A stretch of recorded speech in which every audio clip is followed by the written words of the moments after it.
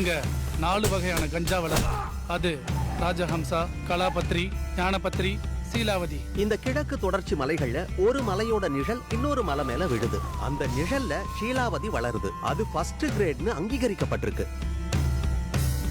இந்த காடுகள்ல காட்டிங்க இருப்பாங்க. ஆண் பெண் வித்தியாசம் இல்லாம நூத்துக்கணக்கான கிலோவை சுமந்துகிட்டு எங்க தேவையோ அங்க கொண்டு போய் சேர்ப்பாங்க. வறுமையின் கொடுமையில் இருந்து அரசு உதவாத நிலையில் இருந்து மீள இந்த மலைவாழ் விவசாயிகளுக்கு அசட்டுத்தனமான தைரியம் வெளிப்பட்டிருக்கிறது.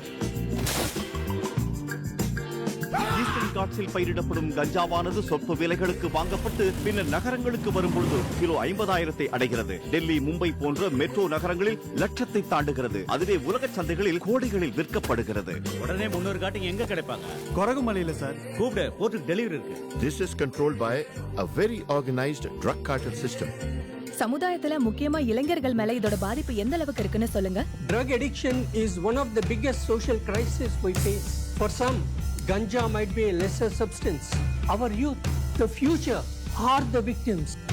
கம்மம் ஜில்லாவில் பள்ளி மாணவர்கள் கூட கஞ்சாவிற்கு அடிமையாகும் அவல நிலை ஏற்பட்டுள்ளது. கஞ்சா தொற்று நோய் வணிக மாஃபியாவுக்கு இதே போல் பணம் ஈட்டி தந்தால் எதிர்கால இளைஞர்களின் வாழ்க்கை கேள்விக்குறியாக மாறிவிடும். என்னடா இதெல்லாம்?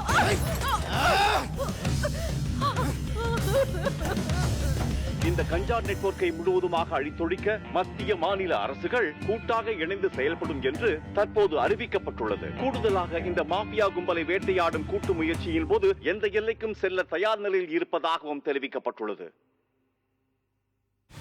ஒர்க் அவுட் ஒடிசாது, அவுட்புட் ஆந்திராதா? இந்த இயர் கோட்டா முடியலன்னு ரொம்ப கஷ்டப்பட்டு சேஸ் பண்ணி பிடிச்சோம்.